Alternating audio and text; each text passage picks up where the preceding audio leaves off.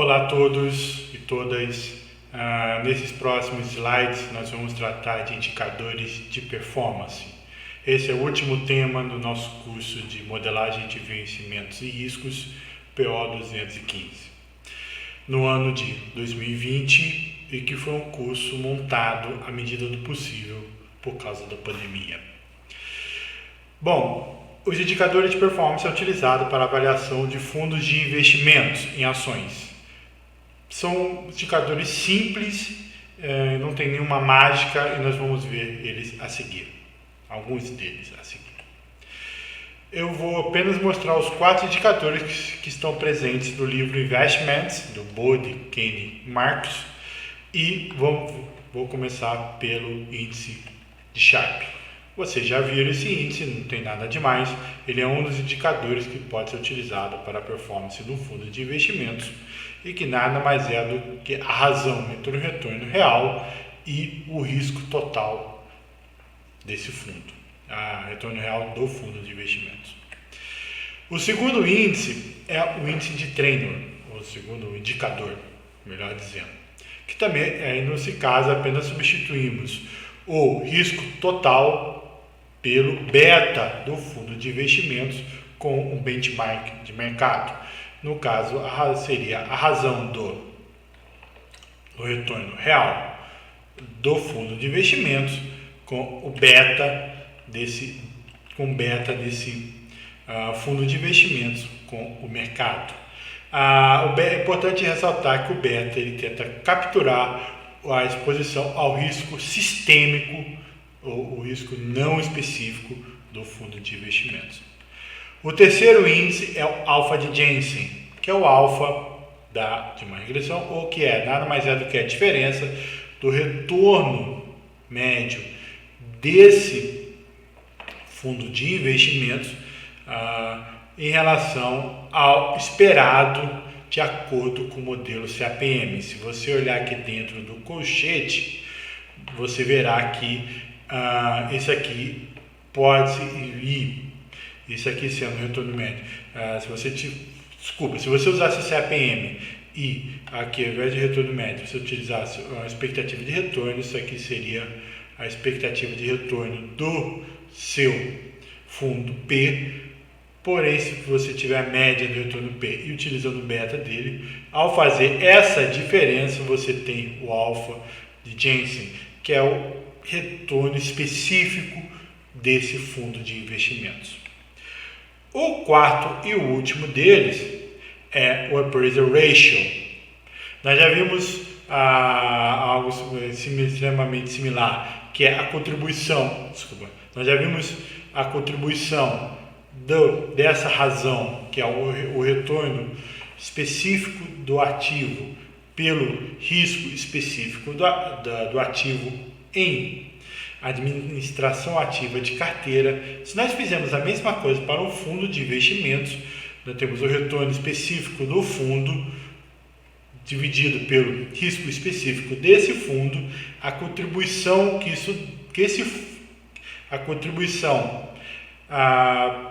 dessa administração do fundo em relação ao Sharpe de mercado para se chegar ao índice de Sharpe total do fundo, desse específico fundo de investimentos.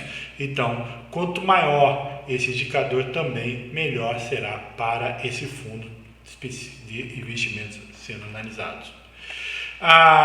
Pegando o exemplo que está no próprio livro do Bode, Kane e Marcus, no capítulo 24, se nós tivermos um fundo P qualquer, por isso eu estou utilizando o P aqui embaixo, compará-lo com o mercado, dado um retorno de renda fixa de 6%, e supondo que nós tivemos esses indicadores para esses parâmetros, não indicadores, esses parâmetros para cada uma dos fundos, tanto o fundo P quanto para o mercado, por exemplo, a média de retorno no fundo P foi 35%, no mercado tivesse sido 28%, vamos supor isso aqui é um ano, o beta 1,2, beta de mercado, ele com ele mesmo é igual a 1, vocês já viram isso anteriormente, é relativamente óbvio. Além disso, Temos o risco total de 42% para o fundo P, sendo que 30% para o risco de mercado. Não precisa fazer muita conta, porque o risco específico do fundo P sendo 16%, o mercado não tem risco específico, é o risco de mercado mesmo, então é zero. Se nós utilizarmos esses dados aqui para fazermos os cálculos usando as 4 fórmulas que estão aqui do lado esquerdo, nós vamos chegar aos indicadores tanto para o fundo P quanto esse mesmo indicador para o mercado. Opa, passei direto aqui. Voltando. Chegaremos aos próprios indicadores, e que nós chegaremos, por exemplo, ao Sharpe do fundo P de 0,69, enquanto o Sharpe de mercado é 0,73, ou seja, o índice de Sharpe do mercado é maior do que o do meu fundo. Porém, o meu índice de treino no meu fundo é 24,2 contra 22 do mercado, o que significa que o meu índice de treino é maior do fundo do que o de mercado. E o alpha de Jensen, tanto o alpha de Jensen quanto o appraisal ratio, pelo alpha de Jensen ser positivo, o appraisal ratio é positivo, e eles, sendo positivos, acaba sendo naturalmente maior que o de mercado, mas que tem porque o do mercado é zero por sua própria natureza. O alfa do mercado contra o mercado é zero em si mesmo. É importante ressaltar que os indicadores eles não vão todos em uma direção, nem todos a outra direção. Nesse exemplo, o que o livro demonstra e que aqui eu quero mostrar é que você pode ter avaliações contraditórias, ou seja, o Sharpe de um fundo é menor, enquanto o índice de treino é maior. Então, por aqui nós não conseguimos diretamente dizer se o fundo é melhor ou não que o mercado, mas são indicadores que você pode identificar esses fundos no mercado. Quando devemos utilizar esses indicadores? Bom, isso é extremamente importante. Ele é utilizado para avaliação de fundos de investimentos. Por que ele é utilizado em avaliação dos fundos de investimentos? Ele serve para analisar a qualidade de gestão do fundo, ou a qualidade do gestor, se realmente aquele fundo está dando resultado em relação ao mercado, em relação aos outros fundos. Isso parte do pressuposto de que o gestor do fundo de investimentos faça a administração ativa da sua carteira. Na semana anterior, no vídeo anterior, vocês viram a administração ativa de carteira e o modelo de Trader Black, como que ele pode ser utilizado.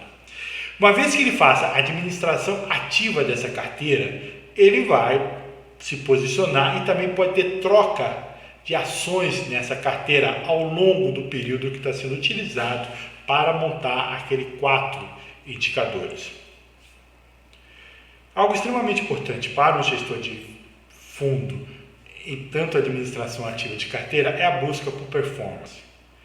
Ou seja, ele, além de dar resultados positivos para os seus acionistas, ele também tem o objetivo de dar um resultado melhor ou superior ao mercado e aos outros gestores. No ambiente competitivo, ele também vai ser comparado a outros gestores de investimentos e isso gera uma corrida entre os gestores para procurar ter o melhor resultado possível. Mais à frente terá um exemplo com fundos brasileiros, comparando 4 fundos brasileiros, e nós vamos ver que essa performance superior também pode levar a uma distribuição, a um peso maior nesse fundo de investimentos da carteira do investidor. Algo extremamente importante. Quando nós falamos em performance, não é simplesmente ter o maior retorno possível, é o retorno ajustado a riscos. Se nós voltarmos dos slides anterior, nós veremos que todos eles basicamente são ajustados a riscos, inclusive o alfa, porque ele considera o beta em relação do fundo em relação ao mercado. Então, sempre quando se fala em performance, pensa-se em performance, retorno ajustado a risco. E ele vai tentar ter esses indicadores melhores possível. Porém, isso é extremamente importante quando não deve ser utilizado quando for fazer retorno sobre ações individuais. Se nós prestarmos atenção, esses indicadores, a utilização desses indicadores começam lá na regressão. Ou seja, é feita uma regressão linear, e modelo CAPM, modelo Trainor Black. Lá na regressão você começa a ter esses indicadores, tanto o risco sistêmico quanto o risco não sistêmico, tudo isso é aplicação de regressão. E para a regressão nós utilizamos o histórico de dados. Então, mas o histórico de dados, quando utilizado sobre ações, não necessariamente ele significa uma reprodução no futuro. Por quê? Você lembre da fábula do dólar a 50 centavos. Ou seja, se uma ação, se um dólar tivesse com a precificação errada, ou mispricing, e tivesse cotado a 50 centavos, de tal modo que ele ajustou essa precificação errada, obviamente que o dólar 50 centavos está errada a precificação, e voltou a ser $1, você aí teve um retorno de 100%. Isso não significa que no futuro ele também vai ter um retorno de 100%, porque ele já está no preço ideal. Então, não deve ser utilizado dessa maneira. Porém, em um fundo de investimentos, não existe valor de cota de fundo de investimentos misprecificado, com precificação errada. Além disso, você troca de ativos a troca de ações ao longo da trajetória desse fundo de investimentos, sobretudo com administração ativa de carteira, como eu acabei de falar. Então, há que se diferenciar como seria a análise, uma avaliação de performance de um fundo de investimentos da avaliação de uma ação individual para a decisão de alocação de recursos. A alocação individual, ela pode ter chegado ao preço justo, então a esses indicadores lá para trás, principalmente a expectativa de retorno, o risco nós vimos que realmente ele se comporta conforme seu histórico, mas a expectativa de retorno não se comporta dessa maneira. Então, na relação retorno por risco, risco e retorno, o retorno não é válido e esses indicadores não são indicados, esses indicadores de performance, os 4 indicadores anteriores, não são indicados e não devem ser utilizados para a decisão de alocação em ações individuais. Nós já vimos nos vídeos anteriores, ao longo desse curso, que nós temos técnicas para fazer esse tipo de análise, técnica para calcular a expectativa de retorno, técnica para ser utilizado, mas não necessariamente o indicador em si, conforme foi mostrado no slide anterior aqui nesse vídeo.